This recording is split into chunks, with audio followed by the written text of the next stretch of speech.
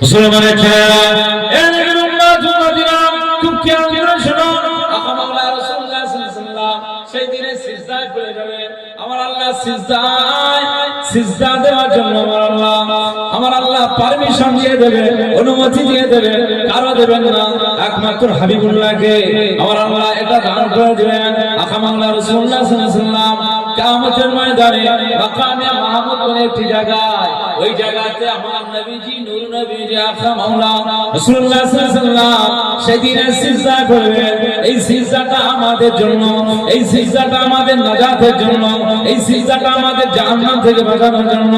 এই উম্মত উম্মতিরা, খুব খেয়াল করে শোনো। আকা মাওলা রাসূলুল্লাহ সাল্লাল্লাহু আলাইহি ওয়াসাল্লাম যখন সিজদাতে পড়ে যাবে, আমার আল্লাহ পাক বলবেন, হে আমার হাবিব, হে আমার মুস্তাফা, আপনার এই সিজদা থেকে মাথাটা উঠিয়ে ফেলেন। না, আমি মাথা উঠাবো না। আকা মাওলা রাসূলুল্লাহ সাল্লাল্লাহু আলাইহি ওয়াসাল্লামের দুই চোখ দিয়ে পানি গড়িয়ে যাবে, পানি গড়িয়ে যাবে। আর আল্লাহ পাক বলবেন, হাবিব কি ব্যাপার? না, আকা মাওলা রাসূলুল্লাহ সাল্লাল্লাহু আলাইহি ওয়াসাল্লাম বলবেন, আর আল্লাহ পাক আজ কিয়ামতের ময়দানে হাসরের দিনে আমার একদল গুনাহগার উম্মত উম্মতিরা তারা জাহান্নামী হয়ে গেল, জাহান্নামী হয়ে গেল, জাহান্নামী হয়ে গেল, আসামি হয়ে গেল। আমি নূর নবীজি গুনাহগার উম্মত উম্মতিদের অনেক ভালোবাসি, অনেক মহব্বত করি।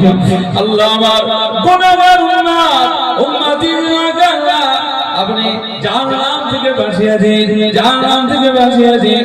যতক্ষণ পর্যন্ত না আপনি জাহান্নাম থেকে নাজাত না দেবে, আমি আপনার হাবিব এই জায়গা থেকে সিজদা থেকে মাথা উঠাবো না। বলবেন না সুবহানাল্লাহ? এরকম তো বলেন না সুবহানাল্লাহ? কোরআনুল কারীমের একটি সূরা আছে, সূরা দুহা। وَلَسَوْفَ يُعْطِيكَ رَبُّكَ فَتَرْضَى। রাসূলুল্লাহর শানে আমার আল্লাহ এই আয়াত কারিমা নাযিল করলেন।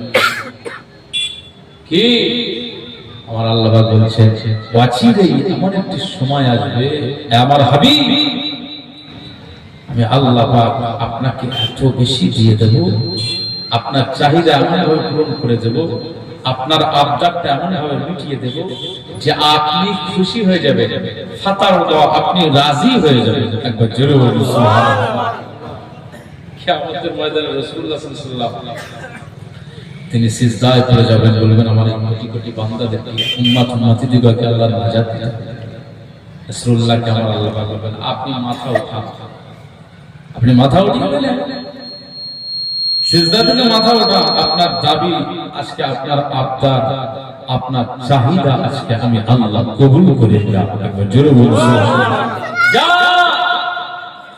আপনার গুনাহগার উম্মত উম্মতিদিগকে আপনার চাহিদা মতো যাদেরকে নিয়ে গেলে আপনি খুশি হবেন, তাদেরকে জাহান্নাম থেকে পার করে জান্নাতে নিয়ে যান। একবার জোরে বলুন সুবহানাল্লাহ। সেই নূর নবীজিকে চেনার চেষ্টা করুন। উম্মত মুহাম্মাদি আমরা মুস্তাফার গোলাম, আশিক হতে হবে। সিজদায় পড়িয়া নবী কান্দে যারে যান, আমার উম্মত গুনাহগার কেমন হবে পার, আমার উম্মত গুনাহগার কেমন হবে পার। দুজাহানের কান্ডারি নবী মুস্তাফা, দুজাহানের কান্ডারি নবী মুস্তাফা, মারহাবা মারহাবা জানের নবী, মারহাবা মারহাবা মারহাবা প্রাণের নবী, মারহাবা মারহাবা মারহাবা জানের নবী, মারহাবা।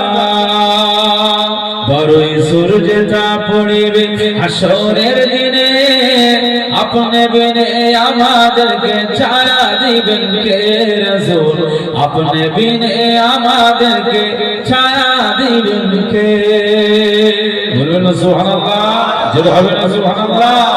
বড়ই সূর্যটা পড়িবে হাসরের দিনে, আপনি বিনে আমাদেরকে ছায়া দিবেন কে রাসূল, আপনি বিনে আমাদেরকে ছায়া দিবেন কে? শাফাআতের কান্ডারি নবী মুস্তাফা, সুপারিশের কান্ডারি নবী মুস্তাফা, মারহাবা মারহাবা জানের নবী মারহাবা মারহাবা মারহাবা জানের নবী মারহাবা মারহাবা মারহাবা জানের নবী মারহাবা চাঁদকে টুকরো করে আঙুলের ইশারায় ইহুদি কাফির সবাই মুসলমান হয়ে যায় ইহুদি কাফির সবাই মুসলমান হয়ে যায় তিনি যে আল্লাহর হাবিব নবী মুস্তাফা তিনি যে আল্লাহর হাবিব নবী মুস্তাফা মারহাবা মারহাবা জানের নবী মারহাবা মারহাবা মারহাবা জানের নবী মারহাবা মারহাবা মারহাবা জানের নবী মারহাবা আল্লাহুম্মা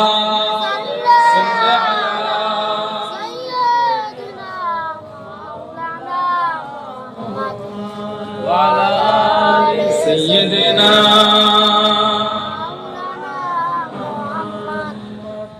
कलमा शरीफ ला इलाहा इल्लल्लाह झुरे झुरे ला इलाहा इल्लल्लाह ला इलाहा इल्लल्लाह मुहम्मदुर रसूलुल्लाह अल्लाहुम्मा सल्लि अला सय्यिदिना وعلى آل سيدنا قال الله تعالى في كلام المجيد والفرقان الحميد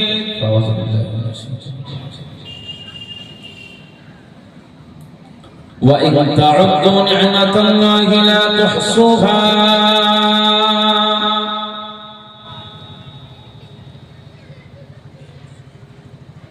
وقال الله تعالى في آية أخرى وما خلقت الجن والإنس إلا ليعبدون قال رسول الله صلى الله عليه وسلم كل أمتي يدخلون الجنة إلا من أبى قيل من أبى قال من أطاعني دخل الجنة ومن عصاني فقد أبى أو كما قال النبي عليه الصلاة والسلام صدق الله العظيم وصدق رسوله النبي الكريم ونحن على ذلك من الشاهدين والشاكرين والذاكرين والحمد لله رب العالمين সহায় মাঝের পাড়া মহল্লাবাসীদের সহযোগিতায় আমাদের সিরাজুল ইসলাম সাহেবের প্রচেষ্টায় আজকের এই সুন্দর মুতাবারক মাহফিল আজকে মাহফিলের নির্বাচিত সভাপতি সাহেব এলাকার মসজিদের বরেণ্য ইমাম মুআজ্জিন কমিটি সাহেবানগণ আজকে মাহফিলের আমন্ত্রিত উলামা হযরত বিশেষ করে আমার পরবর্তী আলোচক জনাব হযরত হাফিজ মাওলানা কারি আবু আনসারী ভাইজান আমার পরই আসবেন আমার সমস্ত উপবিষ্ট গ্রামের বিভিন্ন জায়গা থেকে বিভিন্ন মহল্লা থেকে আগত শ্রদ্ধাশীল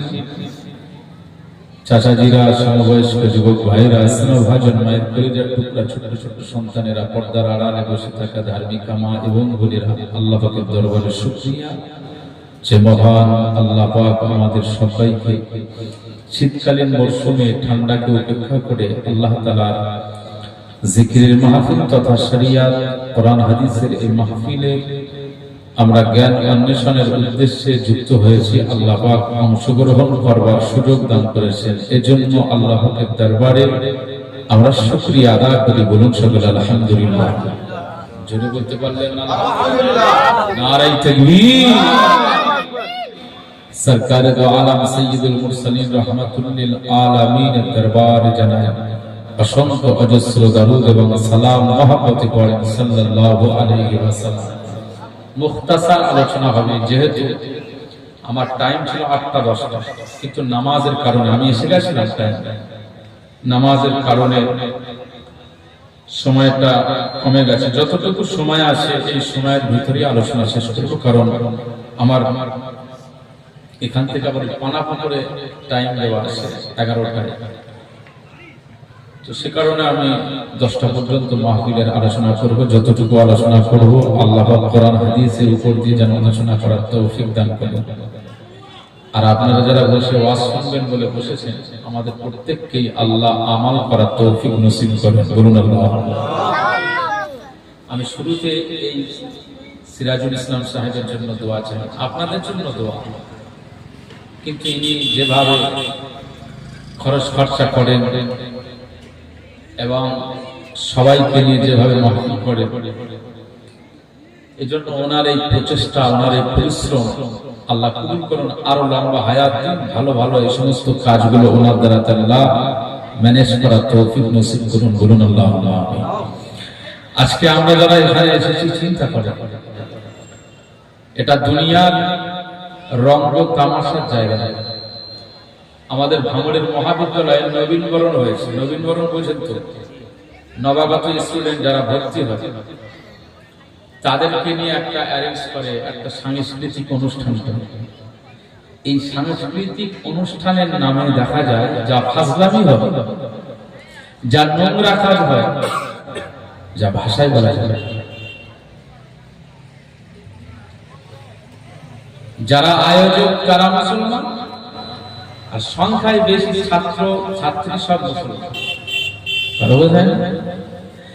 এ সমস্ত সাংস্কৃতিক অনুষ্ঠানে যারা গেছে তাদের এই সমস্ত রঙ্গ তামাশা যা হয়েছে, বলেন আল্লাহ তাতে খুশি হবেন না নারাজ হবেন? যদি মদ চলে, যদি ড্যান্স চলে, যদি গান বাজনা চলে, যদি রঙ্গ তামাশা হয়, এই রঙ্গ তামাশা থেকে আল্লাহ খুশি হবেন না নারাজ হবেন?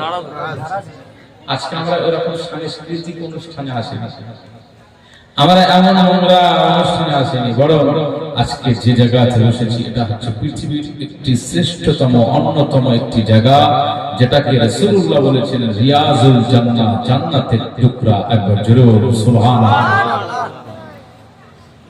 মুসলমানের ছেলেরা, এই উম্মাহ উম্মতিরা, তুমি কি আনছেন শোনো, আকা মাওলা রাসূলুল্লাহ সাল্লাল্লাহু আলাইহি ওয়াসাল্লাম বলে দিয়েছেন, হে আমার সাহাবীরা, আমি রাসূলুল্লাহ সাল্লাল্লাহু আলাইহি ওয়াসাল্লাম জানিয়ে দিলাম, দুনিয়ার জমিনে ইদা মারতুম বিরিয়াদিল জান্নাহ, যখন জান্নাতের টুকরা দেখতে পাবে, জান্নাতের বাগান দেখতে পাবে, ওই জান্নাতের বাগানে তোমরা বসে যাবে, ফারতাও, তোমরা অংশগ্রহণ করবে, জান্নাতের বাগান ছেড়ে বেরিয়ে যাবে না। আকা মাওলা রাসূলুল্লাহ সাল্লাল্লাহু আলাইহি ওয়াসাল্লাম বলেছেন, জান্নাতের বাগানে যাবে, ফল ভক্ষণ করবে, ফল ভক্ষণ করবে। কিলা ইয়া রাসূলুল্লাহ, ওমর ইয়াজুল জান্নাহ, সমস্ত সাহাবীরা সেই সময় জিজ্ঞাসা করেছিলেন, ইয়া রাসূলুল্লাহ, ইয়া হাবিবাল্লাহ, দুনিয়ার ভিতরে জান্নাতের টুকরা আবার কোন জায়গা? দুনিয়ার ভিতরে জান্নাতের বাগান আবার কোন জায়গা? দুনিয়ার ভিতরে বেহেশতের বাগান আবার কোন জায়গা? না না না, আকা মাওলা রাসূলুল্লাহ সাল্লাল্লাহু আলাইহি ওয়াসাল্লামের কাছে যাব। সাহাবীরা এভাবে জিজ্ঞেস করে, না না, ইন্তেকাল হওয়ার পরে, মরণের পরে আমার আল্লাহ পাক কারো কারো জন্য কবরটাকে জাহান্নামের গর্ত করে দেবেন, আবার আমার আল্লাহ পাক কারো কারো জন্য কবরটাকে জান্নাতের টুকরা নসিব করে দেবে। সুবহানাল্লাহ। রাসূলুল্লাহ সাল্লাল্লাহু আলাইহি ওয়াসাল্লাম বলেছেন, আল কবরু রাউদাতুন মিন রিয়াদিল জান্নাহ আও হুফরাতুন মিন হুফাতিন নার। কবরটা কারো কারো জন্য জাহান্নামের গর্ত হবে, আবার কারো কারো জন্য ওই কবরটা জান্নাতের টুকরা হয়ে যাবে। একবার জোরে বলুন সুবহানাল্লাহ। চিন্তা করেন, যদি দুনিয়াতে এত কষ্ট করেন, এই পরিশ্রমটা 60 বছরের 65 বছরের এই পরিশ্রম একটু কষ্ট করে আল্লাহর জন্য যদি সময় ব্যয় করেন, দুনিয়ার একটু লস করে, দুনিয়াকে একটু ছেড়ে দেন, দুনিয়ার লাভটাকে ছেড়ে দেন, দেখতে একটু যাবে, আপনার মরণ যেই হয়ে যাবে, কাফন পড়ানো হবে, লাশ জানাজায় নিয়ে যাবে, হ্যাঁ আপনার জন্য জানাজা হবে, জানাজার পরে আপনার লাশটাকে নিয়ে যেই না কবরে রেখে দেবে, মিনহা খালাকনাকুম ওয়া ফিহা নুঈদুকুম ওয়া মিনহা নুখরিজুকুম তারাতান উখরা, মাটি মানজিল করে যে যার সব বাড়িতে চলে যাবে। আহা, বাড়িতে চলে যাবে, কিন্তু কবরে আপনি একা, আর কেউ নেই।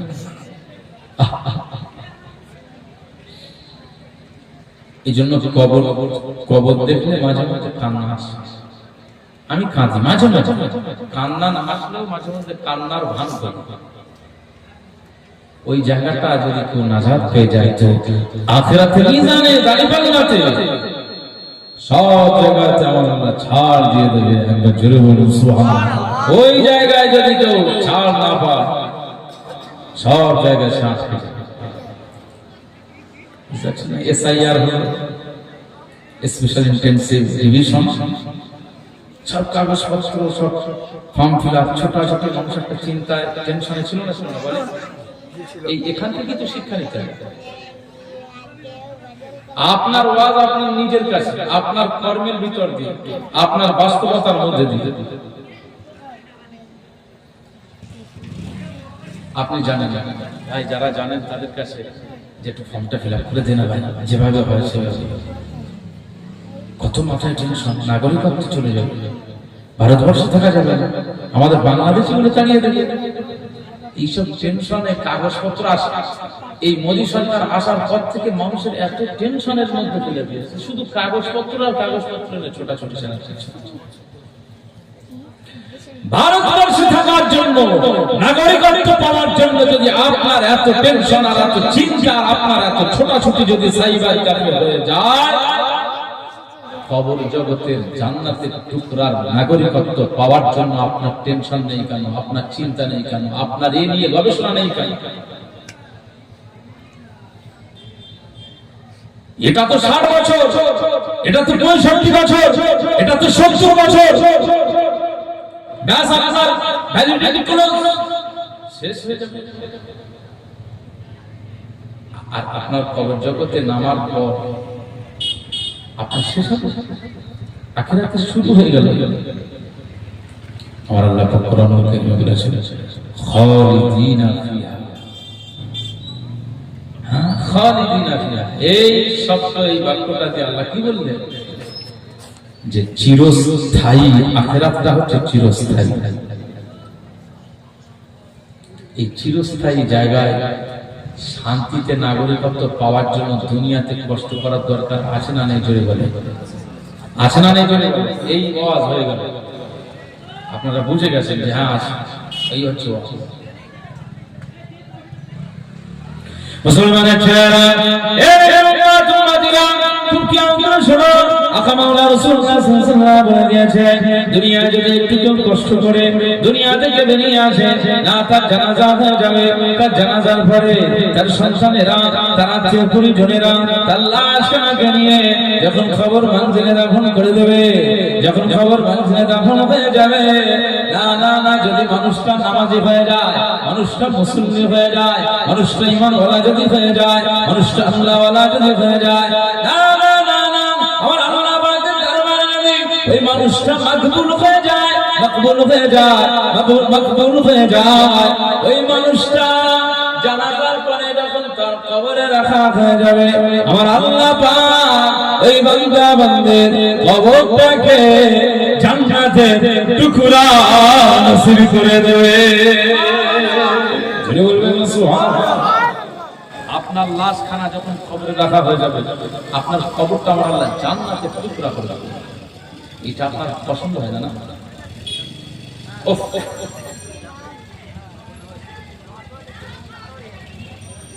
এরা বাড়িতে এসে সব কুটুম্বিদদের করছে, খাওয়া দাওয়া হয়েছে, সব চলে গেছে, এবং ভাই তোমার সে বলে আসতে পারিনি, তুমি যেহেতু তোমার কবরস্থানে ব্যস্ত ছিলে, আমি বলে আসতে পারিনি ফোনে, খাওয়া দাওয়া ঠিকঠাক হয়েছিল, কিন্তু কবর কিন্তু এক, তার চিন্তাটা করতে হবে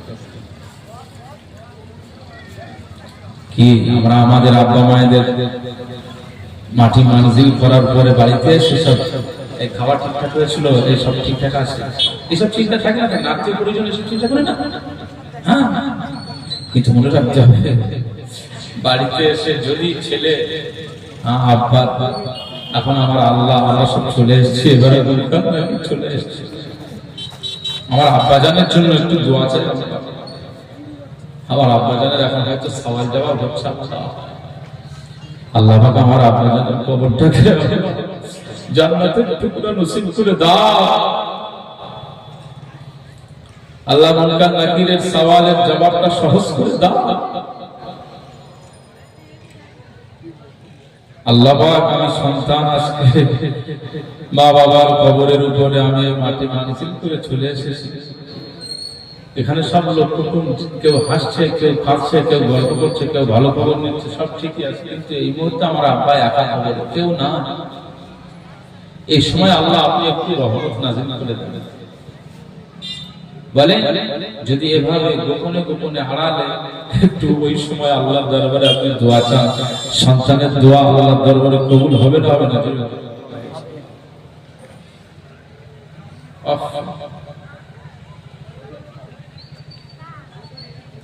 মুসলমানের ছেলেরা খুব খেয়াল করে শুনুন, আফসোসের কথা, দুঃখের কথা বলতে হয় না। না, আমরা মাঝে মাঝে খবর মানছিলে যখন আমরা দাফনের জায়গায় দাঁড়িয়ে যাই, শেষে আমাদের মুনাজাত করতে হয়, সেই জন্য আমাদের ওখানে খবরে দাঁড়াতে হয়, খবর আমাদের সুজা করতে হয় না। শেষ বেলায় কোনো মানুষজন থাকে না, 2-4 জন 5 জন থাকে, কিন্তু যে মারা গেল ওই লোকটার ছেলে খুঁজতেছি না, সেখানে কেউ নাই, বলে ছেলে বাড়িতে ওখানে রয়েছে, তারা সব মেহমান সামলাচ্ছে, খবরের কাছে নাই, না ছেলে না। কি বাপের মহব্বত করে, কি বাপ তার মহব্বত করে, কি আম্মা জানের মহব্বত করে। আমার মনে হয়েছে ছেলেটা মনে বেঁচে গেল, মা মারা গেল মনে বেঁচে গেল, বাপ মারা গেল মনে বেঁচে গেল। এই ছেলেরা শোনো, মা বাবাকে এইভাবে খবর থেকে তুমি বেরিয়ে আসা, ছেড়ে আসা, বলো তোমার কি এটা অপরাধ নয়? তোমার আজ মা কবরে একা একা চলে যাবে, আজ তোমার আব্বা একা একা তোমাকে ছেড়ে চলে গেল। আজকে সেই কবরের পাশে অন্তত মাটির মানসিলের সময়, কবর সোজা করার সময় অন্তত তোমার দাঁড়ানোর দরকার ছিল না কবর মানসিল শেষ করার পরে মুনাজাতের দরকার ছিল না খুব খেয়াল করে শোনো, কবরের প্রসেস হলো মাটি মানসিলের পরে বসে আল্লাহর রহমান হুজুর লিখেছে যে একজন কবরওয়ালার মাটি মানসিলের পরে, তার মাটি মানসিলের পরে তার উপরে খাজুর গাছের ডাল পুঁতে দেওয়া, একটু ওই পানি ছড়িয়ে দেওয়া, কবরের উপরে পানি ছড়িয়ে দেওয়া, আর মাথার ধারে একটু কোরআন তেলাওয়াত করা, সূরা বাকারার শুরুতে আলিফ লাম মিম যালিকাল কিতাবু লা রাইবা ফীহি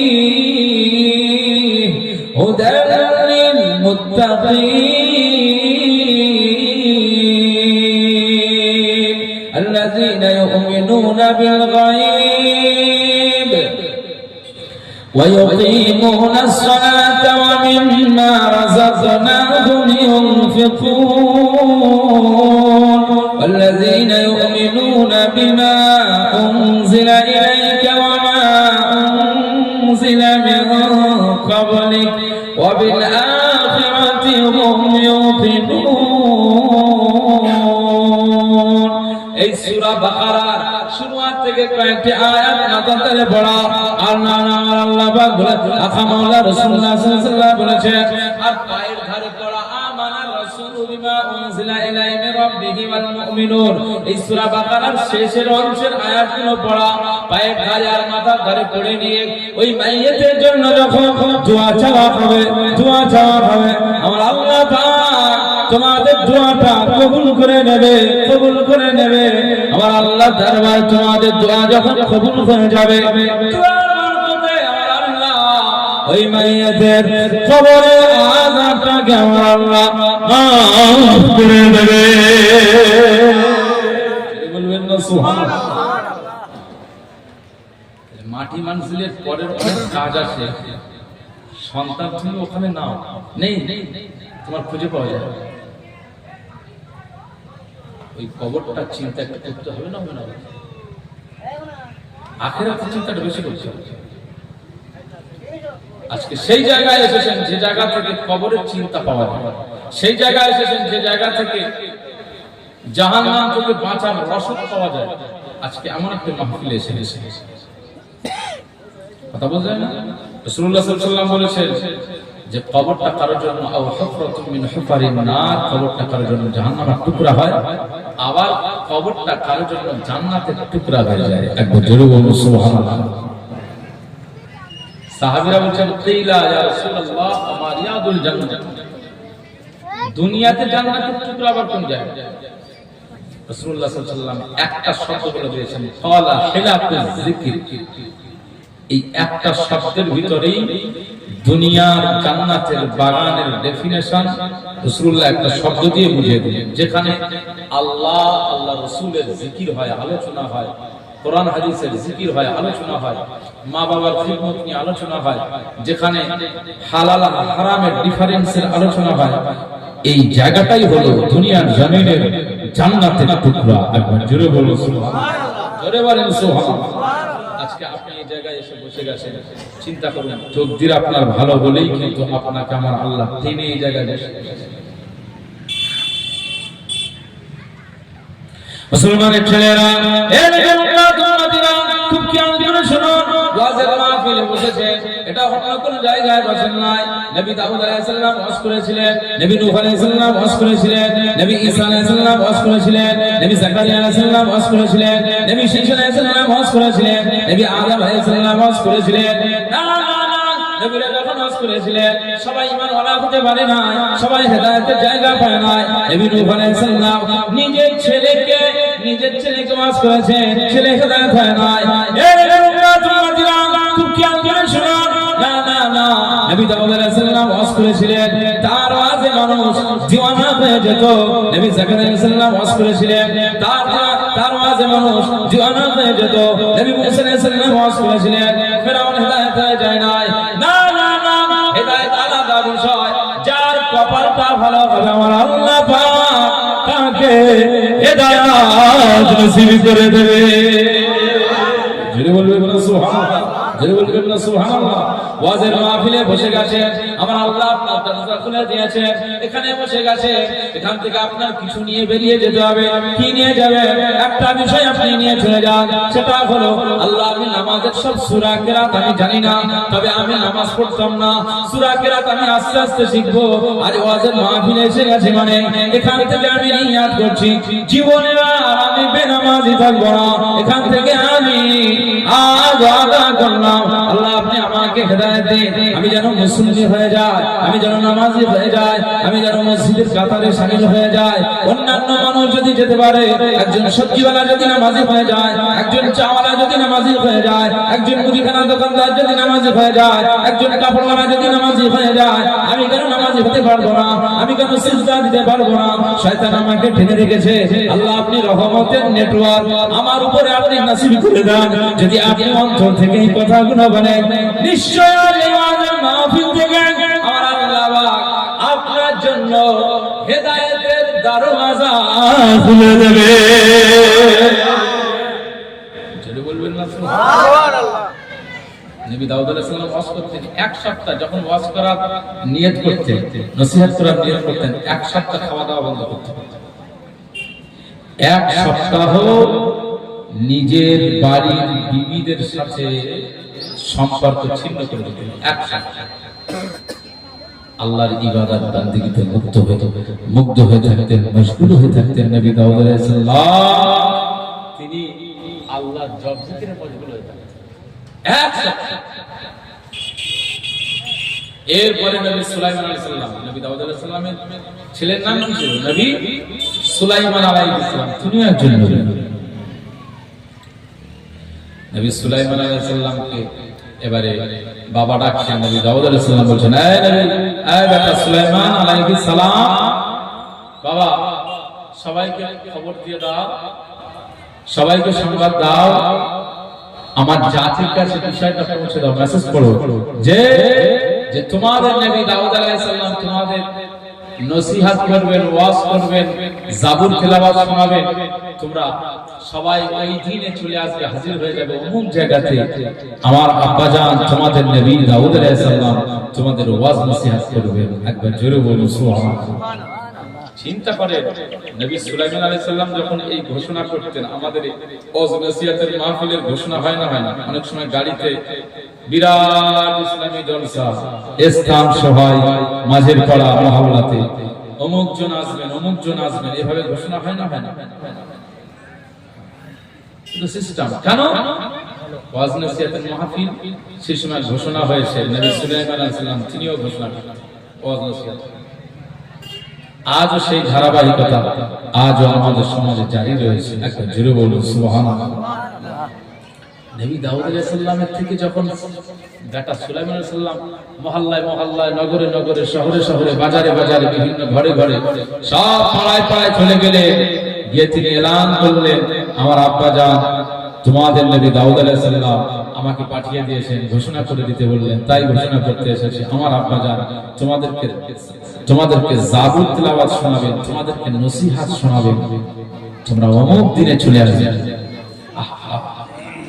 উম্মতগুলো এই অপেক্ষায় থাকতেন কবে আমাদের নবী দাউদ আলাইহিস সালাম জাবুর শোনাবেন কবে আমাদের নবী দাউদ আলাইহিস সালাম কবে জাবুর তেলাওয়াত শোনাবেন কবে নসিহত করবেন এই অপেক্ষায় তারা থাকতেন কারণ পৃথিবীর ভিতরে আমার আল্লাহ নবী দাউদ আলাইহিস সালামের কণ্ঠটাকে অনেক সুন্দর উন্নত সুললিত কণ্ঠ আমার আল্লাহ দান করে দিয়েছিলেন একবার জোরে বলুন সুবহানাল্লাহ মুসলমানের ছেলেরা এই উম্মতুল্লাহিরা খুব খেয়াল করে শোনো নবী দাউদ আলাইহিস সালামের কণ্ঠটা আমার আল্লাহ এত সুন্দর করে দিয়েছিল এত সুন্দর করে দিয়েছিল এত সুললিত কণ্ঠের অধিকারী করে দিয়েছিল তার কণ্ঠ থেকে এত সুন্দর আওয়াজ বার হতো না না না দুনিয়ার মানুষ নয় সাগরের সমুদ্রে সব মাছেরা সমুদ্রের মৎস্যগুলো সমুদ্রের প্রাণীগুলো নবী দাউদ আলাইহিস সালাম যখন জাবুর তেলাওয়াত করতেন এই জাবুর তেলাওয়াত শোনার জন্য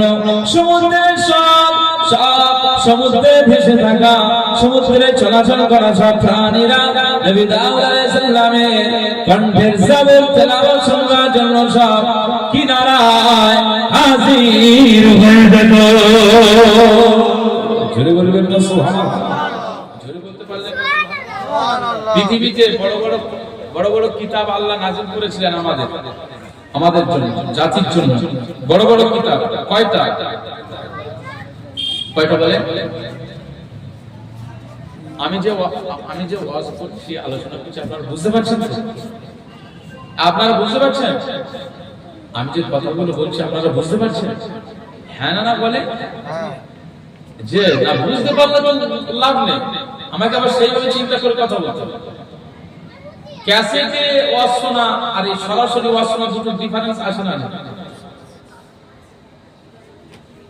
ও হালকাতে ক্যাসেট চলছে যে যার কাজে ব্যস্ত ওদিকে চলছে ওদিকে আওয়াজ ওইভাবে ওয়াজ নসিহত শুনতে তো হবে না আজকে আপনি ওয়াজ শোনার জায়গায় বসে গেছেন বোঝার জন্য বসেছেন আপনার প্রতিটি সময়ের দাম আছে মিনিটের দাম আছে সেই মিনিটগুলো খরচ করে এখানে এসে বসেছেন বুঝে নেবেন না জানবেন না ওয়াজ বোঝার জিনিস ওয়াজ ভাবনার জিনিস ওয়াজ ক্যাসেটের মতো শোনার জিনিস নয় আখ মারাই হয়ে যেমন রস বার করে খেলে যেমন তৃপ্তি হয় ওয়াজ বুঝে গবেষণা করে আল্লাহকে পাওয়ার জন্য আল্লাহর কথা স্মরণ হবে আল্লাহকে পাওয়ার জন্য নিজের ভিতরে আখের মতো মারাই করে নিয়ে ভিতর থেকে রস বার করে আল্লাহমুখী হয়ে সিজদা দিয়ে আল্লাহর দিকে ধ্যান হওয়াটাই হচ্ছে ওয়াজের ফায়দা একটা জোরে বলুন সুবহানাল্লাহ এই পৃথিবীতে আমার আল্লাহ জাতির জন্য কটা খেতাব দিয়েছিল বড় বড় জানেন না আপনারা ঠিক কয়টা কিতাব চার ফেরেশতা বড় হযরত মিকাইল আলাইহিস সালাম ওনার দায়িত্ব বৃষ্টি না দিন আজরাইল আলাইহিস সালাম ওনার দায়িত্ব প্রত্যেকটা প্রাণীর রূহকে কেড়ে নেওয়া হযরত জিবরিল আলাইহিস সালাম ওনার দায়িত্ব আল্লাহ দিয়েছিলেন পৃথিবীতে যত নবীরা প্রত্যেক নবীদের কাছে আসমানের সব সংবাদগুলো আল্লাহর পক্ষ থেকে সব দুনিয়াতে হাজির করা আর একজন বড় ফেরেশতার নাম হচ্ছে হযরত ইসরাফিল আলাইহিস সালাম যার দায়িত্ব হচ্ছে একটা বড় বাঁশি সিংহা বলা মুখ দিয়ে বসে আছে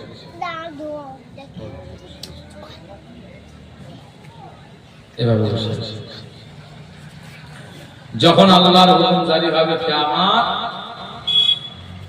উনি সিংহায় মুখ দেবে যখন সিংহায় মুখ দেবে এই ফুঁকের আওয়াজ হওয়ার সাথে সাথে আসমানগুলো ভেঙে চুরমার হয়ে যায়।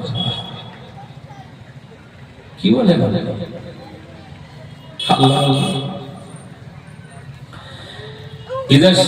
إذا السماء فطرت وإذا الكواكب انتثرت وإذا البحار فجرت وإذا القبور بعثرت বলবেন আল্লাহু আকবার।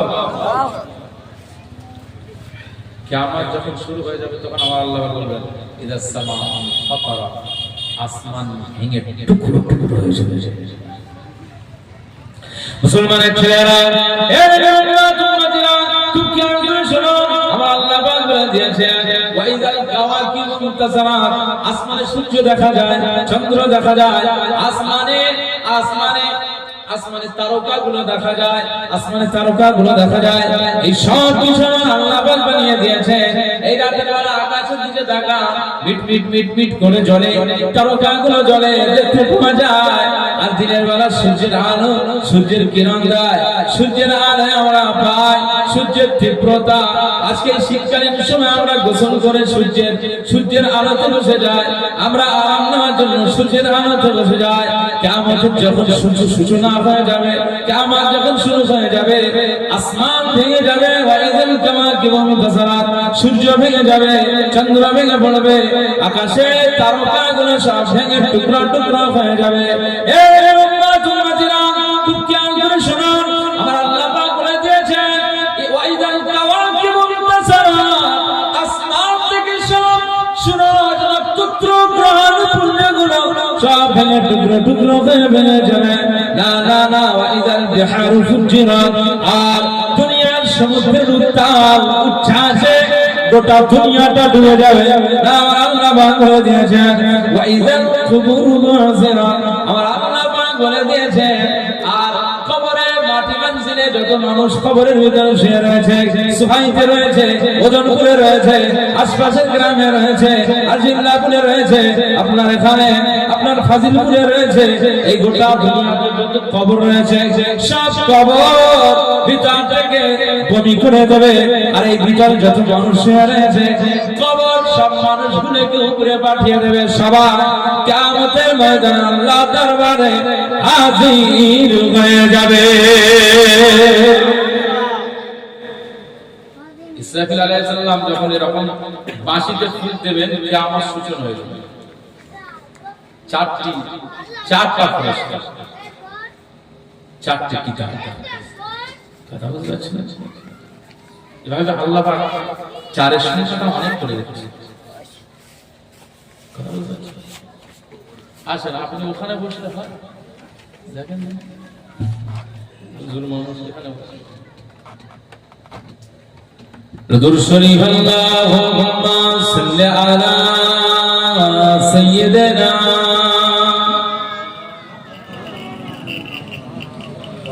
ওয়া আলা আলি সাইয়্যিদিনা। ওই পাহাড়কে যদি প্রশ্ন করো, সেই জন করেছে কে তোমাকে, ভাষাহীন এক জবাব পাবে, আমার প্রভু সে যে আল্লাহ মহান। বলবেন সুবহানাল্লাহ। ওই নদীকে যদি প্রশ্ন করো, সেই জন করেছে কে তোমাকে, ঢেউয়ে ঢেউয়ে তার জবাব পাবে, আমার প্রভু সে যে আল্লাহ মহান। ওই পাহাড় বলো, নদী সাগর বলো, সবই যে প্রভুর দয়া ভরা। ওই পাহাড় বলো, নদী সাগর বলো, সবই যে প্রভুর দয়া ভরা। সে যে আল্লাহ মহান, আল্লাহ মহান আল্লাহ। পাহাড়কে যদি প্রশ্ন করো, সৃজন করেছে কে তোমাকে, ভাষাহীন এক জবাব পাবে, আমার প্রভু সে যে আল্লাহ মহান। ওই নদীকে যদি প্রশ্ন করো, সৃজন করেছে কে তোমাকে, ঢেউয়ে ঢেউয়ে তার জবাব পাবে আমার প্রভু সে যে আল্লাহ মহান। বলবেন সুবহানাল্লাহ, জোরে বলবেন সুবহানাল্লাহ। কোটি বিঘিন লীলা কাছে দেখি অপরূপ খেলা, দিনের বেলায় সূর্যের আলো, রাতে তারাদের মেলা। ওই সূর্য বলো বা চন্দ্র বলো সবই যে প্রভুর দয়া ভরা। ওই সূর্য বলো বা চন্দ্র বলো সবই যে প্রভুর দয়া ভরা। সে যে আল্লাহ মহান আল্লাহ, সে যে আল্লাহ মহান আল্লাহ। পাহাড়কে যদি প্রশ্ন করো সৃজন করেছে কে তোমাকে, ভাষাহীন এক জবাব পাবে আমার প্রভু সে যে আল্লাহ মহান। ওই নদীকে যদি প্রশ্ন করো সৃজন করেছে কে তোমাকে, ঢেউে ঢেউে তার জবাব পাবে আমার প্রভু সে যে আল্লাহ মহান। কালমা লা ইলাহা ইল্লাল্লাহ, লা ইলাহা ইল্লাল্লাহ, লা ইলাহা ইল্লাল্লাহ। সাল্লাল্লাহু আলাইহি ওয়াসাল্লাম। আমার দিনদার ইমানদার ভাইরা, আল্লাহওয়ালা বাবাজিরা, আমার মুরব্বি চাচাজিরা, নবী দাউদ আলাইহিস সালাম আজ ওয়াজ নসিহতের মাহফিল রং তামাশার জায়গা হয়ে গেছে। যে যত হাসাতে পারবে সেই বক্তা তত মানুষের কাছে গ্রহণযোগ্যতা বাড়বে, যত হাট গল্প করতে পারবে তাদের তত বাজারে দাম।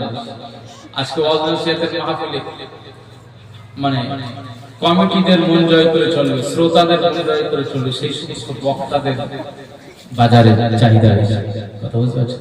এখন সব ওয়াজ নসিহতের মাহফিলগুলোতে এই ওয়াজ নসিহতকে কেন্দ্র করে বহু জায়গাতে নাগরদোলা বসতেছে, আছে না নাই বলে? নাগরদোলা, চড়কি, বাচ্চাদের জাম্পিং, সেই পার্কে যে সমস্ত সেই সমস্ত জিনিসগুলো এই ওয়াজ নসিহতের মাহফিলকে কেন্দ্র করে ঘটছে। ঘটনা ঘটনা বলে না, আমরা সেই ধরনের ওয়াইজ, সেই ধরনের আলোচক, আমরা সেই ধরনের বক্তা নই। এর প্রতিবাদ আমরা করি। মনে রাখতে হবে ওয়াজ মাহফিল দিয়ে যদি জান্নাতে না যেতে পারে তাহলে ওয়াজ মাহফিলের কোনো লাভ না। যুবক আর যুবতীদের হাত শেকল দিয়ে ঘোরা এটা ওয়াজ নসিহতের মাহফিল নয়। যেটা অন্যান্য জায়গায়, মেলা জায়গায়, যে সমস্ত মেলা প্রাঙ্গণে, সাংস্কৃতিক অনুষ্ঠানে, ফাংশনে যুগলবন্দীরা আড়ালে গিয়ে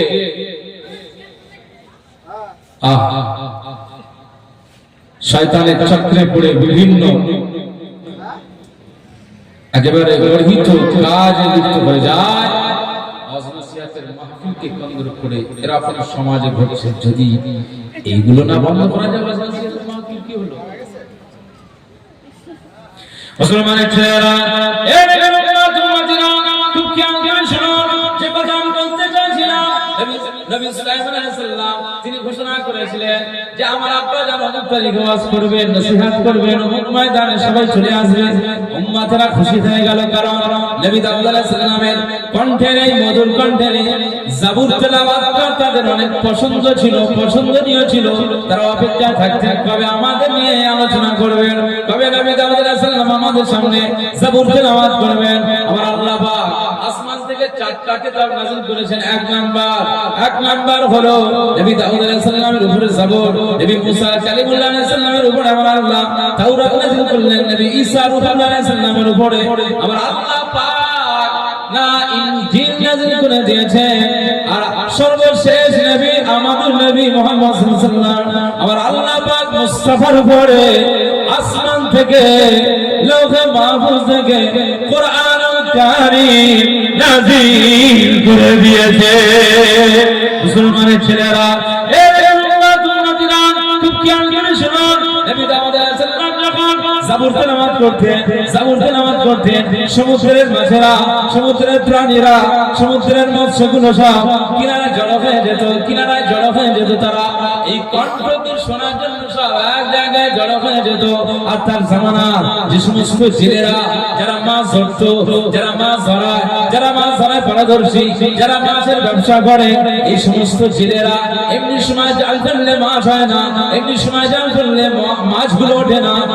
এই সমস্ত জেলেরা দেখতো যে নবী দাউদ আলাইহিস সালাম যখন জাবুর তেলাওয়াত করে মাছগুলো সব এক জায়গায় জড়ো হয়ে যায়, কিনারায় জড়ো হয়ে যায়। তাই তারা সহজভাবে জাল ফেলে মাছগুলো ধরে নিয়ে বাড়ি চলে যায়, ব্যবসাতে নিয়ে যায়, বাজারে বিক্রি করে নেয়। না, আমার আল্লাহ পাকের এটা পছন্দ নয়। কারণ এই মাছগুলো তারা তো মাছগুলো জালে পড়ার জন্য আসে নাই, কারণ আমার আল্লাহ পাক তিনি ঘোষণা করেছেন, এই নবী দাউদ আলাইহিস সালাম আমি আল্লাহ পাক জানিয়ে দিলাম আপনি যখন জাবুর তেলাওয়াত করেন তখন এই জাবুর তেলাওয়াত শুনবার জন্য মাছগুলো সব কিনারায় হাজির হয়ে যায়। মনে রাখতে হবে কোরআনুল কারীম যখন আপনাকে আপনার সামনে আমি তেলাওয়াত করব, হুজুর তেলাওয়াত করবে, উনি তেলাওয়াত করলে প্রতিটি অক্ষরের বিনিময়ে আমার আল্লাহ পাক 10টা সওয়াব দিয়ে দেবে, 10টা রহমত নাযিল করে দেবে। ঠিক তেমনি ভাবে আপনি যদি মনোযোগ সহকারে অ্যাটেনশন দিয়ে এই কোরআনের আয়াতগুলোকে শ্রবণ করেন, আপনার আমল নামায়ও আমার আল্লাহ প্রতিটি অক্ষরের বিনিময়ে 10টা করে সওয়াব দিয়ে দেবে। বলবেন না সুবহানাল্লাহ? আল্লাহ পাকের কালামের ফজিলত আসে না, সওয়াব আসে না। নবী দাউদ আলাইহিস সালামের এটাও জিকির, কোরআন তেলাওয়াত যিনি করছেন আর যিনি শুনছেন সব জিকিরের মধ্যে মশগুল আসে না। নবী দাউদ আলাইহিস সালাম যখন জাবুর তেলাওয়াত করছেন তার তেলাওয়াত শুনবার জন্য তো মাছেরা হাজির হয়ে যায়। তাহলে এখান থেকে প্রমাণ হয় যে ওই মাছগুলো তারা আল্লাহর জিকিরে সব মশগুল রয়েছে। আর জেলেরা ওই সময় মাছ ধরে জাল ফেলে মাছগুলোকে ধরে নিয়ে যায়। আমার আল্লাহ পাকের এটা পছন্দ। আজ অবলা প্রাণীগুলো তারা সব তারা আমার নবীর তেলাওয়াত শোনার জন্য সব কিনারায় জড়ো হয়ে যায়। আর তার উম্মতেরা এক শ্রেণীর নাফরমান উম্মতেরা তারা এই জিকিরে মশগুল হওয়া এই মাছগুলোকে ধরে ধরে নিয়ে যায়। আল্লাহ পাক বললেন, এই নবী দাউদ আলাইহিস সালাম তুমি এই তোমার কওমদেরকে জানিয়ে দাও যারা মাছ ধরে এদেরকে বলে দেবে যে না, এই মাছগুলো ধরা যাবে না। কোরআন বলছে শনিবার, তাফসীর বলছে শনিবারে করে নবী দাউদ আলাইহিস সালাম জাবুর তেলাওয়াত করতেন, আর এই শনিবারে সমুদ্রের কিনারায় মাছগুলো জড়ো হয়ে যেত। আমার আল্লাহ পাক বলে দিয়েছেন, হে নবী দাউদ আলাইহিস সালাম তুমি তোমার কওমদেরকে জানিয়ে দাও তারা যেন শনিবারে মাছ ধরা বন্ধ করে দেয়। শনিবারে যেন সমুদ্রের কিনারা থেকে তারা জাল না ফেলে, তারা মাছগুলো যেন না ধরে নিয়ে যায়। আমি আল্লাহ পাক জানিয়ে দিলাম তারা যদি সতর্ক না হয় আমি আল্লাহ নারাজ হয়ে যাব। আমি আল্লাহ যখন নারাজ হয়ে যাব আসমান থেকে তাদের উপরে গজব নাযিল হয়ে যাবে। এটা সতর্ক করে দাও তারা যেন শনিবারে করে মাছ না ধরে। যখন জাবুর তেলাওয়াত করবে এই জাবুর তেলাওয়াতের সময় আমার মাছগুলো যখন জিকিরের মশগুল হয়ে যাবে ওই সময় যেন আমার এই প্রাণী আমার এই সৃষ্টি প্রাণীর উপরে তারা যেন হামলা না চালায়, তারা যেন অত্যাচার না করে। কারণ আমার জিকিরে তারা যখন ক্ষমা হয়ে যায় আমি আল্লাহ আমি খুশি হয়ে যাই। বলবেন না সুবহানাল্লাহ? আল্লাহর জিকির করলে আল্লাহ খুশি হন। এজন্য আমার আল্লাহ পাক বলেছেন আমাদেরকে, কি বলেছেন? ইয়া আইয়ুহাল্লাযীনা আমানু যকুরুল্লাহা যিকরান কাসীরা। তোমরা আল্লাহর স্মরণ করো। কতটা করবে? বলেনি 1 লাখ, বলেনি 2 লাখ, বলেনি 1 কোটি, বলেছেন এরকম। উযকুরুল্লাহা যিকরান কাসীরা।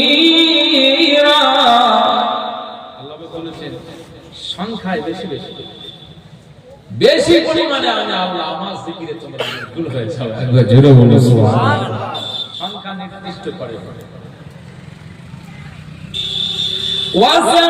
ওয়াসাবিহুহু বুকরাতাও ওয়া আসীলা। বলুন আল্লাহু আকবার। আল্লাহ পাক বলেছেন জিকির করবে তো কখন? সকালের শুরুতে, ফজরের সময় তোমরা আমার জিকির, আমার তাসবিহে মশগুল হয়ে যাবে। আর বুকরাতান ওয়া আসীলা, ওয়াসাব্বিহুহু বুকরাতান ওয়া আসীলা, তোমরা সকালে এবং সন্ধ্যা, রাতের শুরুতে, দিনের শুরুতে এই সময়টা বেশি বেশি আমার জিকিরে মশগুল হয়ে যাবে। একবার জোরে বলুন সুবহানাল্লাহ। জিকির করলে আমার আল্লাহ খুশি হচ্ছে। ওরা মাছ ধরে নিয়ে যায়, আল্লাহর এটা পছন্দ নয়, কারণ তারা তো জিকিরে মশগুল।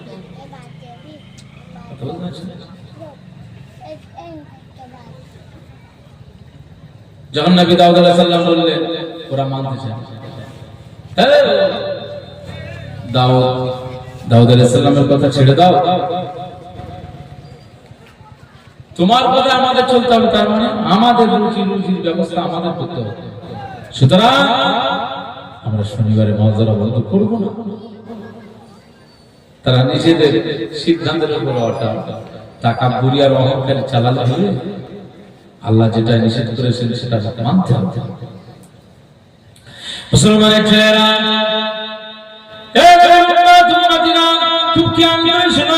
আল্লাহ নবী দাউদ আলাইহিস সালাম ওদেরকে আবার সতর্ক করলেন, আমার আল্লাহ নারাজ হয়ে যান, তোমরা শনিবারে করে মাছ ধরবে না।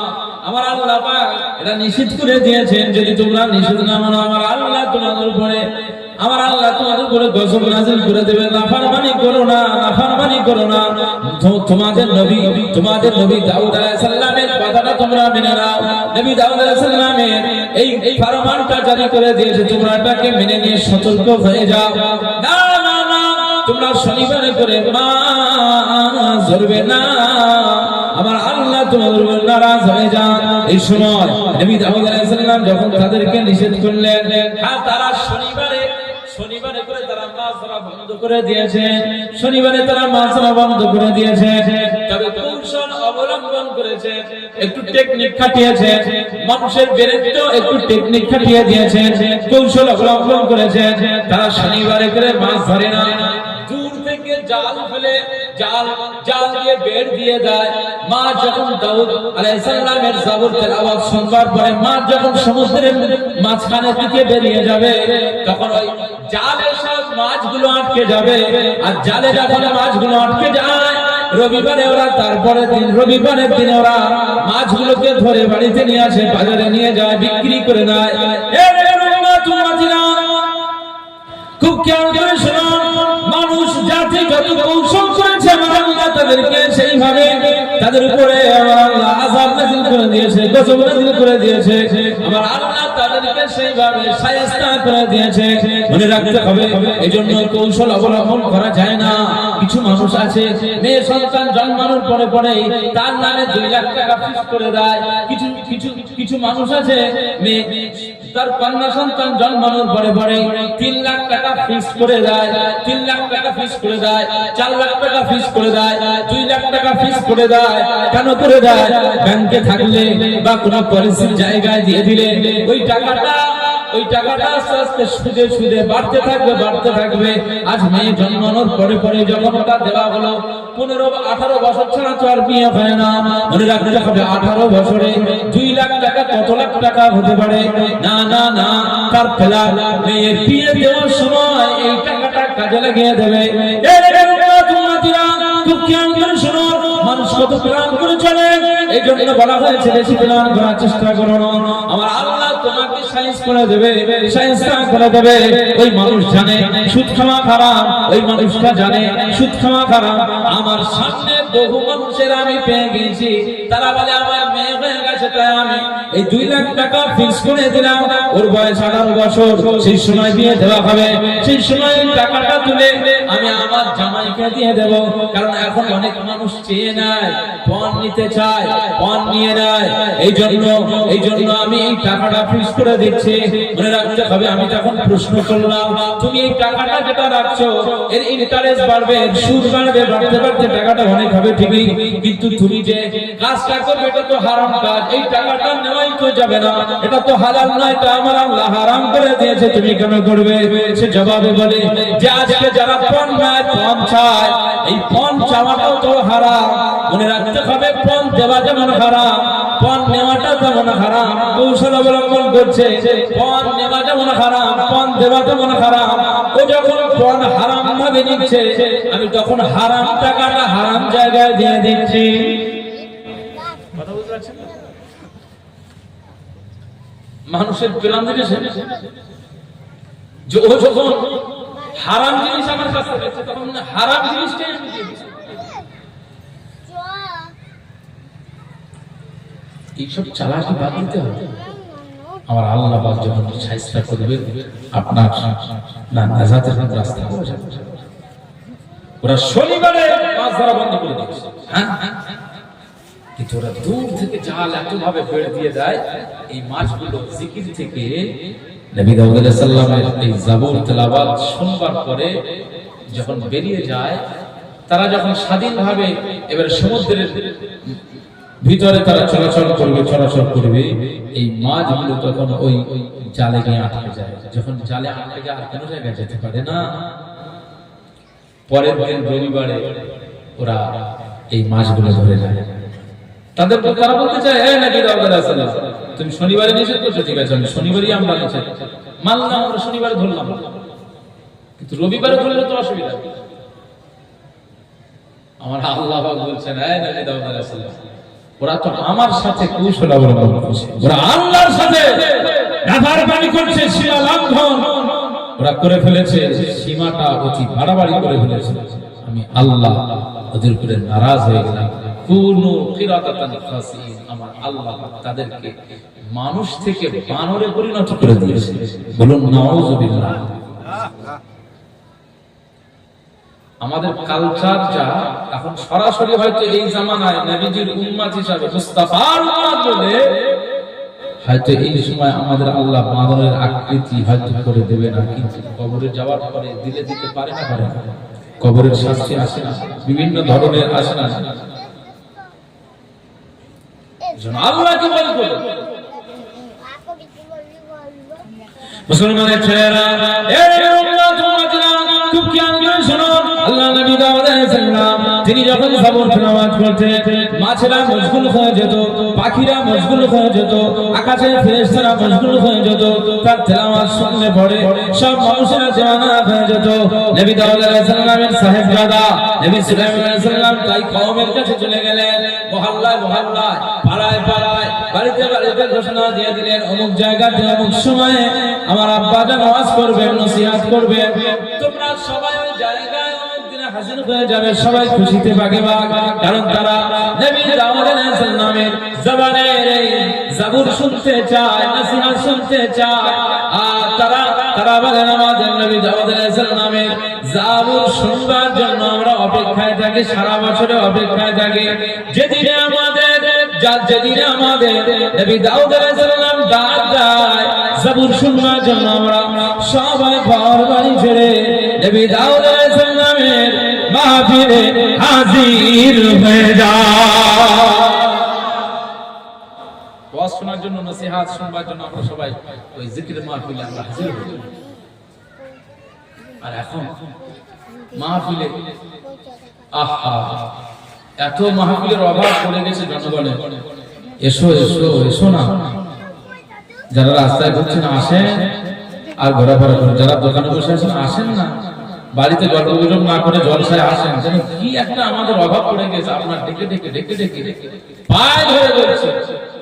বহু সভাপতিরা, সঞ্চালকের দায়িত্ব যারা পালন করে বলে, আপনাদের কর ধরে নিবেদন করছি, পায়ে ধরে বলছে আপনারা সবাই মাহফিলে আসেন।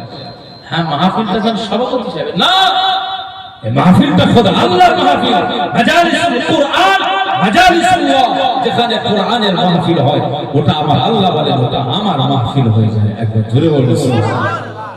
তো ডাক্তার হতেন নবী দাউদ আলাইহিস সালামের কওমেরা বলছেন, আমরা অপেক্ষায় থাকি, যখন মাজলিসের ঘোষণা হয় আমরা সব জড়ো হই।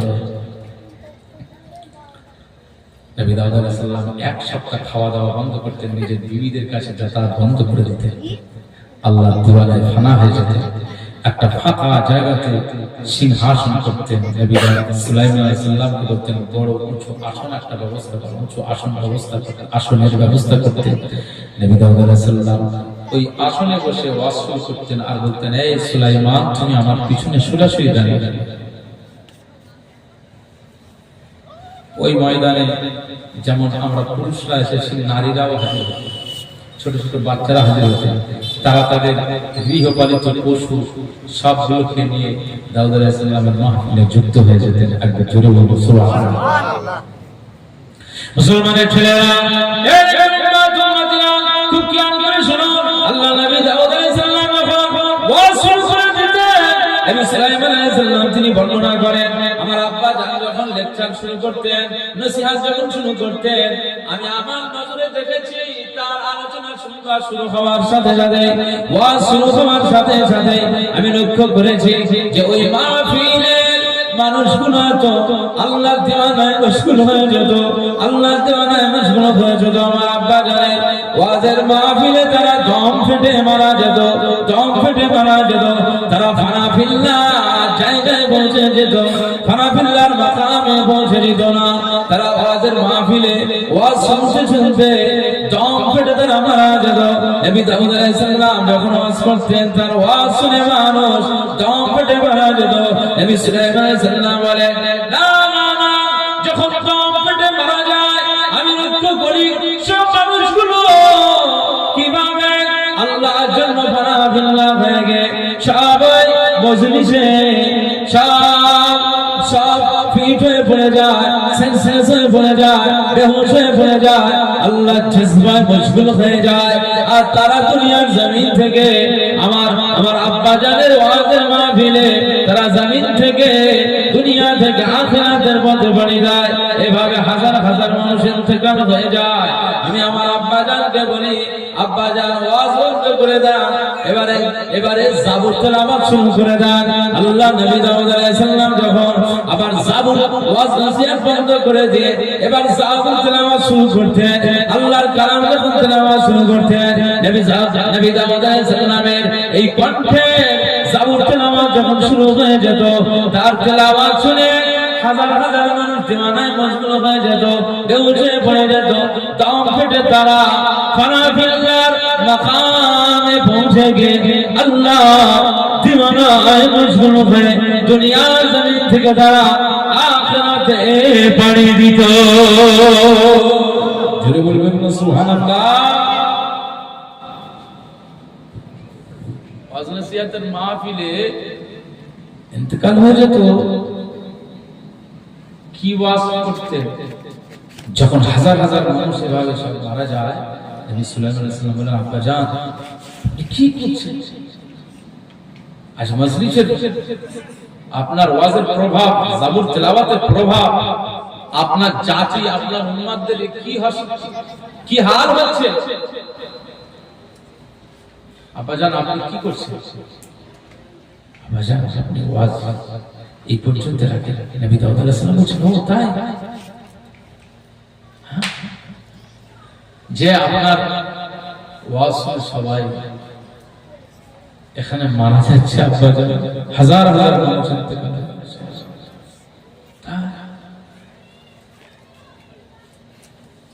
যখন এই কথা বলতেন তখন নবী দাউদ আলাইহিস সালাম আল্লাহ পাকের দরবারে বলতেন, আল্লাহ আজকে ওরা আমার মজলিসে এসে আপনার কত দামি বান্দা হয়ে গেছে, তারা জাবুর শুনে ইন্তেকাল হয়ে যায়, তাদের মরণটা কত ভালো মরণ হলো। আমি নবী দাউদ আলাইহিস সালাম আমাকেও তাদের সাথে কেন শামিল করে নিলেন? আমিও আপনার দিওয়ানায় মশগুল, দিওয়ানায় ফানা হয়ে আমিও যদি আখিরাতে যেতে পারতাম, আল্লাহ আমি অনেক খুশি হয়ে যেতাম। নবী দাউদ আলাইহিস সালাম এভাবে দোয়া যখন করতেন, তিনি বেহুশ হয়ে দুনিয়ার জমিনে পড়ে যেতেন। আল্লাহ নবী সুলাইমান আলাইহিস সালাম শেষ সব কওমদেরকে বলতেন, এই সব যারা যারা ইন্তেকাল হয়ে গেছে, তাদের সব লাশগুলোকে নিয়ে চলে যাও, সব নিয়ে চলে যাও। এদিকে নবী দাউদ আলাইহিস সালাম বেহুশ হয়ে গেছেন। এইভাবে আবার যখন সেন্স ফিরে আসে, হুঁশ ফিরে আসে, নবী দাউদ আলাইহিস সালাম, সুলাইমান কোথায়? যে আব্বা কি হলো? না আব্বা জান আপনার ওয়াজ শুনে, আপনার জাবুর তেলাওয়াত শুনে সব মানুষ, বহু মানুষের দেখলাম, অমুক মহল্লাতে অমুক জন চলে গেলেন, অমুক মহল্লাতে অমুক জন চলে গেলেন। নবী দাউদ আলাইহিস সালাম আল্লাহর দরবারে কেঁদে জারজার হয়েছে, আল্লাহ আপনি আমার এই দরজাটা দান করেন। এভাবে প্রায় কিছুদিন এইভাবে শুধু দোয়া করতেন, কাঁদতেন না নবী দাউদ আলাইহিস সালাম। তিনিও দুনিয়ার সব কথা ভুলে যেতেন, আল্লাহর দরবারে কেঁদে জারজার হয়ে পাগল হয়ে যেতেন, ফানা ফিরনা হয়ে যেতেন। আস্তে আস্তে আস্তে আস্তে এরকম দিন রাত পার হতে হতে আস্তে আস্তে আস্তে আমার আল্লাহ আবার নবী দাউদ আলাইহিস সালামকে এভাবে স্বাভাবিক অবস্থায় আবার ফিরিয়ে দিতেন। একবার জোরে বলুন সুবহানাল্লাহ। ওয়াজ নসিহতের বিষয় গুরুত্বটা কতটা, নবীর আওয়াজ নসিহত করেছিলেন, সাহাবীর আওয়াজ নসিহত করেছিলেন, তাবিঈনরা আওয়াজ নসিহত করেছিলেন। মুসলমানের ছেলেরা, খুব খেয়াল করে শোনো, আব্দুল কাদের জিলানী আল-বাগদাদী রাহমাতুল্লাহ আলাইহি ওয়াজ করেছিলেন, হাজার হাজার মানুষ হিদায়াত হয়ে গেছে। খাজা গরিবের আমার হুজুর ওয়াজ করেছেন, তো পৃথ্বীরা যে যোগী জয়পাল যে জাদু করতো, জাদুবিদ্যা জানতো না, খাজা গরিবের নামাজের ওয়াজ শুনে যোগী জয়পাল হেদায়াত হয়ে গিয়েছে। সুবহানাল্লাহ। ওয়াজ মুজাদ্দিদুজ্জামান আবু বকর সিদ্দিক ওয়াল কুরাইশি রাহমাতুল্লাহ আলাইহি, ফুরফুরার পীর মুজাদ্দিদুজ্জামান আমিরুশ শরিয়াত লাযদাদা হুজুর পীর কিবলা রাহমাতুল্লাহ আলাইহি, তিনি ওয়াজ করতেন। আল্লামা হিদ আল্লামা রুহুল আমিন রাহমাতুল্লাহ আলাইহি তিনি বর্ণনা করেন, আমার পীরকে আমি দেখেছি, আমার শায়খকে আমি দেখেছি, আমার হুজুরকে আমি দেখেছি, ফুরফুরার পীর মুজাদ্দিদুজ্জামানকে আমি দেখেছি। বাংলাদেশের জমিনে যখন তিনি ওয়াজ নসিহতের মাহফিলে যুক্ত হয়ে যেতেন, যখন তারা শুনতেন যে ফুরফুরার আবু বকর সিদ্দিক হাজির হয়ে গেছে, আমার পীর হাজির হয়ে গেছে, এলাকায় যখন আওয়াজ চলে যেত, না আমি রুহুল আমিন দেখেছি, আমি রুহুল আমিন হুজুর আমি দেখেছি, না না না না, আমার পীরের আওয়াজ ঘোষণা যখন মানুষের কানে কানে পৌঁছে যেত, না দূর দূর দূরান্ত থেকে মানুষ ছুটে ছুটে আসতো। বিস্তারিত জীবনীতে ঠিক এই ভাষা দিয়েছে যে মানুষ পঙ্গপালের মতো আমার পীরের মাহফিলে হাজির হয়ে যেত। বলবেন না সুবহানাল্লাহ। ফুরফুরার পীর মুজাদ্দিদুজ্জামান আমিরুশ শরিয়াত দাদা হুজুর পীর কিবলা রাহমাতুল্লাহ আলাইহি ওয়াজের মাহফিলে সব পঙ্গপালের মতো হাজির হয়ে যেত। পঙ্গপাল আপনারা কেউ নজরে পান, ছোট ছোট ফড়িং হয়তো দেখতে পান, ঠিক ফড়িং এর আকৃতিতে আগে বেশ বড় বড় প্রাণী ছিল, যে মাঠের উপর দিয়ে যাবে, যে সবজি ফসলের উপর দিয়ে সব ফসল নষ্ট হয়ে তারপরে কি, তাই না? পঙ্গপাল যে ফসলের উপর দিয়ে যাবে, সেই ফসলগুলো আর নেওয়া যাবে তছনছ করে দিবে। যখন পঙ্গপাল যাবে একটার দ্বারা হাজার হাজার পঙ্গপাল। আল্লামা রুহুল আমিন হুজুর বলছেন যে মুজাদ্দিদুজ্জামান পীর আবু বকর সিদ্দিক ওয়াল কুরাইশি রাহমাতুল্লাহি আলাইহি, আমার পীর যখন, আমার মুর্শিদ যখন বাংলাদেশের জমিনে বিভিন্ন আসামে ওয়াজের মাহফিলে যুক্ত হতেন, তো তার ওয়াজের মাহফিলে হাজার হাজার মানুষ পঙ্গপালের মতো ছুটে ছুটে আসতো। শুধু 800-500 এই যে এখানে আমরা গুনলে হয়তো 100-150-200 মানুষ না, মুজাদ্দিদুজ্জামান পীর আবু বকর সিদ্দিক ওয়াল কুরাইশি রাহমাতুল্লাহ আলাইহি তিনি ওয়াজ করতেন। তার ওয়াজের মাহফিলে চতুর্দিকে যেভাবে মানুষ বসে থাকতো, তার সংখ্যাটা এই 100-200 নয়, 40-30-40-50 মানুষের সমাগম হতো। একবার জোরে বলুন সুবহানাল্লাহ। 40,000 মানুষ কি কম? 50,000 মানুষ কি কম? তখন এরকম ডেকোরেশন ছিল না, এত প্রযুক্তি ছিল না, এত উন্নত নিয়ম পদ্ধতি ডেকোরেশন ছিল না। ছিল তখন মুখে আওয়াজ হতো, মাইকিং সিস্টেম ছিল না। কিন্তু মুজাদ্দিদুজ্জামান পীর আবু বকর সিদ্দিক ওয়াল কুরাইশি রাহমাতুল্লাহ আলাইহি তিনি যখন ওয়াজ করতেন, তার ওয়াজের আওয়াজটা আল্লামা রুহুল আমিন হুজুর বলছেন যে তার ওয়াজের আওয়াজ সামনের মানুষরা যেমন শুনতে পেত, ডান দিকের মানুষরা যেমন শুনতে পেত, বাম দিকের মানুষরা যেমন শুনতে পেত, পিছনের মানুষেরা ঠিক একই আওয়াজ শুনতে পেত। একবার জোরে বলুন সুবহানাল্লাহ। জোরে বলবেন না সুবহানাল্লাহ, জোরে বলতে পারলেন না সুবহানাল্লাহ, নারে তাকবীর। আমরা যে ওয়াজে মাহফিলে যে এই কালিমা জিকির করি না, লা ইলাহা ইল্লাল্লাহ, লা ইলাহা ইল্লাল্লাহ, লা ইলাহা ইল্লাল্লাহ, এই যে জিকিরগুলো সুন্নাহ মোতাবেক আমাদের জিকির। মুসলমানের ছেলেরা, এ ছেলেরা, তোমরা যারা খুব খেয়াল করে শোনো, আকা মাওলানা রাসূলুল্লাহ সাল্লাল্লাহু আলাইহি ওয়াসাল্লাম বলেছেন, ইমাম মুনজিরি রাহমাতুল্লাহ আলাইহি তিনি তার হাদিসের কিতাবে একটি হাদিস নিয়ে এসেছেন, যে হাদিসের ভিতরে বলা হয়েছে যে রাসূলুল্লাহ সাল্লাল্লাহু আলাইহি ওয়াসাল্লাম বলেছেন, কেউ যদি ইখলাসের সঙ্গে লা ইলাহা ইল্লাল্লাহ মুহাম্মাদুর রাসূলুল্লাহ সাল্লাল্লাহু আলাইহি ওয়াসাল্লাম যদি এই কালেমা যদি সে জিকির করে, না আমার আল্লাহ পাক তাকে এই দরজা দিয়ে দেবে যে ইখলাসের সঙ্গে কালেমা পড়বে, আখিরাতে আমি কামলেওয়ালা তার সুপারিশে জিম্মাদারি হয়ে যাব। বলবেন না সুবহানাল্লাহ। এইজন্য আমাদের ওয়াজের মাহফিলগুলো কি হয়, কালেমার জিকির হয় না, যেন মহব্বত ইখলাসের সঙ্গে এগুলো।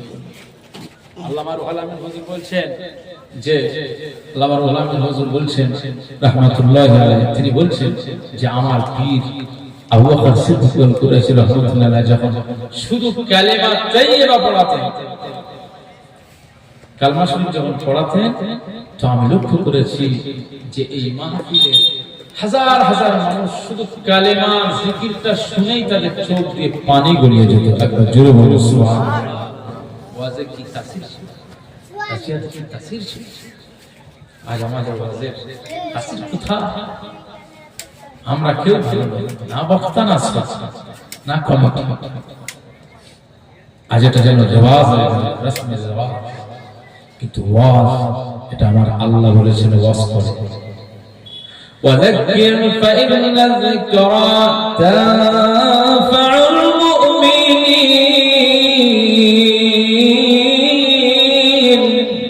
বলুন আল্লাহু আকবার।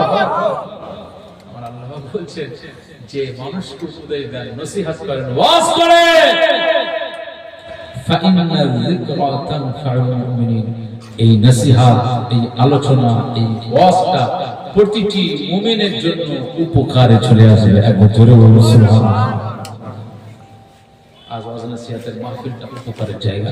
আল্লাহ আমাদের এই ওয়াজ নসিহতের মাহফিলে আমরা যারা যুক্ত হয়েছি, বক্তা শ্রোতাকে কবুল করুন, আমাদের সবাইকে আল্লাহ আখিরাতে নাজাতের ওসিলা বানিয়ে দেন। প্রত্যেকই আমরা যেন আমালে বাস্তবায়ন করতে পারি, আমালে বারাকা নসিব করেন। বলুন সকলে আল্লাহুম্মা আমিন। মুহাব্বতে দরুদ শরীফ, আল্লাহুম্মা সাল্লি আলা সাইয়্যিদিনা ওয়া আলা আলি সাইয়্যিদিনা।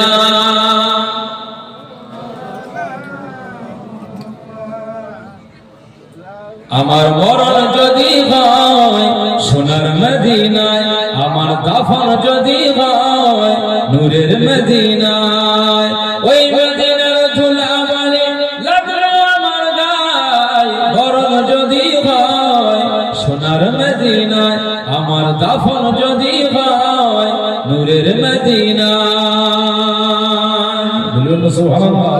কত হাজি কেঁদে কেঁদে বলে দয়াময়, মৌত আমার হয় যেন নবী যে ঠায় রয়। জোরে বলবেন না সুবহানাল্লাহ। এক মাস আগে সম্ভবত ওই বাড়িগুলো যারা মদিনায় যেতে গিয়ে ইন্তেকাল হয়ে গেছে, হায়দ্রাবাদ 42-43 একটা ফ্যামিলির থেকে 18 জন সব ডিজেলের ট্যাঙ্কারে না পেট্রোলের ট্যাঙ্কারে লেগে গোটা গাড়িটা ধরে আগুনে সরখার হয়ে গেছে। মদিনায় যেতে আর সম্ভবত 20 কিলোমিটার দূর, রাসূলুল্লাহ রওজাতে যেতে আর 20-25 কিলোমিটার, তার আগে মদিনার কাছাকাছি ইন্তেকাল হয়ে গেছে। দুনিয়াবি ক্ষেত্রে এটা আমাদের কাছে হয়তো মায়া এবং আমাদের কাছে এটা দুঃখজনক হলেও, আখিরাতের দৃষ্টিভঙ্গিতে আজকে ওই সমস্ত মানুষগুলো জান্নাতি হয়ে গিয়েছে। একবার জোরে বলুন সুবহানাল্লাহ। মুসলমানের ছেলেরা, এর উম্মাতুল মদিনা, খুব খেয়াল করে শোনো। আকা মাওলা রাসূলুল্লাহ সাল্লাল্লাহু আলাইহি ওয়াসাল্লাম বলেছেন, কারো যদি মরণ মক্কাতুল মুকাররমাতে হয়ে যায়, কারো মরণ যদি মদিনাতুল মুনাওয়ারাতে হয়ে যায়, না না আখিরাতে সে নিরাপত্তার সঙ্গে হাসরের ময়দানে উঠবে, না কোনো ভয়, না কোনো চিন্তা, না কোনো দুঃখ তার ভিতরে থাকবে। আখিরাতে আমার আল্লাহ তাআলাকে নিরাপত্তার সঙ্গে হাসরের ময়দানে উঠাবে। আর যারা মক্কাতুল মুকাররমায় আর মদিনাতুল মুনাওয়ারাতে যাদের মরণ হয়ে যাবে, আমি আকা মাওলা রাসূলুল্লাহ সাল্লাল্লাহু আলাইহি ওয়াসাল্লাম জানিয়ে দিলাম, কিয়ামতের ময়দানে তাদের সুপারিশ আমার জন্য ওয়াজিব হয়ে যাবে। মক্কা মদিনাতে ইন্তেকালের ফজিলত, বহু হাজীদের ইন্তেকাল হয় না? প্রতিটি ওয়াক্তে এখানে হাজিরা আছে তো আপনারা? জি, প্রতিটি ওয়াক্তে জানাজা পেয়েছেন? প্রতি ওয়াক্তে জানাজা। এলাকার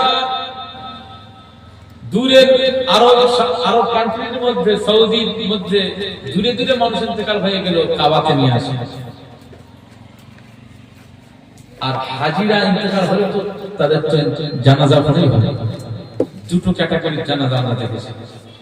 কোন কোন লাশের পুরো মাথাটা ঢাকা থাকে, আবার কোন কোন লাশের মাথা আলাদা থাকে। কেন বলেন? ইহরাম অবস্থায় মাথা কি ঢাকা যায়? ইহরামের চাদর পরলে মাথা ঢাকা যায়? মাথা আলাদা করে চলতে হয়। ইহরাম অবস্থায় মাথা খুলে বলতে হয়। এই ইহরাম অবস্থায় যে হাজীদের ইন্তেকাল হয়, ওদের জানাজা রাসূলুল্লাহ বলেছেন ওদের মুখ ঢেকে দিবে না, কারণ ওরা ইহরাম অবস্থায় ওরা ইন্তেকাল হয়েছে, তাই ওদের চেহারা, ওদের মাথাটা আলগা রেখে ওদেরকে দাফন করে দেবে, জানাজা ওদেরকে করবে, ওদের কাফনটা ওইভাবে পড়াবে, ওদেরকে ওইভাবে কবরে দাফন করে দেবে। একবার জোরে বলো সুবহানাল্লাহ। যারা উমরা করেন, হজ করেন, তাদের মউত হয়ে গেলে তাদের মুখটা আলগা থাকে, তাদের মাথাটা আলগা থাকে। তা মক্কা মদিনার মরণটা অনেক নসিবের। ঈমান শর্ত, ঈমান শর্ত। ঈমান ছাড়া তো মরলে আবু জেহেল মরে, বুঝতে পারছেন না? ঈমান ছাড়া যদি কেউ মরে তার কি হবে? ঈমান শর্ত। কত হাজী কেঁদে কেঁদে বলে দয়াময়, মউত আমার ভয় জানো নবী যে ঠেরায়, মউত আমার ভয় জানো নবী যে ঠেরায়। তার সুপারিশ পেলে পরে, তার সুপারিশ পেলে পরে জান্নাত নসিব হয়। মরণ যদি হয় সোনার মদিনায়, আমার দাফন যদি হয় নূরের মদিনায়, আমার মরণ যদি হয় সোনার মদিনায়, আমার দাফন যদি হয় নূরের মদিনায়। ওই মদিনার ধুলা মাটি লাগবে আমার গায়ে, মরণ যদি হয় সোনার মদিনায়, আমার দাফন যদি হয় নূরের মদিনায়। রওজা নবীর দেখলে পরে প্রাণটা জুড়ে যায়, নয়ন যুগল সুঝরে পলক ভিজে যায়। বলবেন সুবহানাল্লাহ। রওজা নবীর দেখলে পরে, রওজা নবীর দেখলে পরে প্রাণটা জুড়ে যায়, নয়ন যুগল সুঝরে পলক ভিজে যায়, নয়ন যুগল সুঝরে পলক ভিজে যায়। মনে আমার আশা জাগে, মনে আমার আশা জাগে, তার দিদার যেন হয়। মরণ যদি হয় সোনার মদিনায়, আমার দাফন যদি হয় নূরের মদিনায়। ওই মদিনার ধুলা মানি লাগবে আমার গায়ে, মরণ যদি হয় সোনার মদিনায়, আমার দাফন যদি হয় নূরের মদিনায়। আল্লাহুম্মা সাল্লি আলা সাইয়্যিদিনা ওয়া আলা আলি সাইয়্যিদিনা।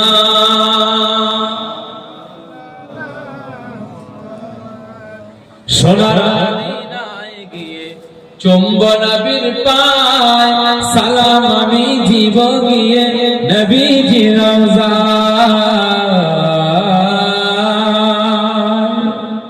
বলবেন সুবহানাল্লাহ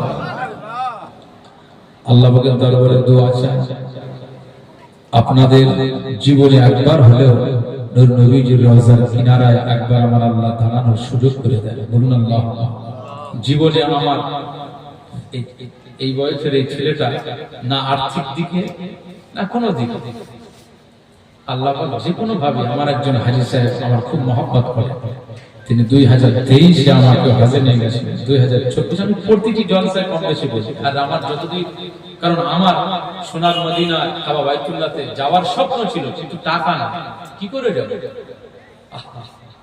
কিন্তু আল্লাহ কিভাবে করেন সেটা আল্লাহ ভালো জানেন এইজন্য এই হাজী সাহেবটার জন্য আমি সবসময় দোয়া চাই 2023 এ হজে নিয়ে গেছেন 24 এ উমরাতে নিয়ে গেছেন 25 এ এই ঘুরে এসেছে 5 মাস 6 মাস আলহামদুলিল্লাহ সোনার মদিনার রওজা আকদাসের কিনারায় আপনি দাঁড়ালে আশিকে রাসূলের জীবনের স্বাদ মিটে যাবে একবার জোরে বলুন সুবহানাল্লাহ জীবনে হুজুর আপনি কাছে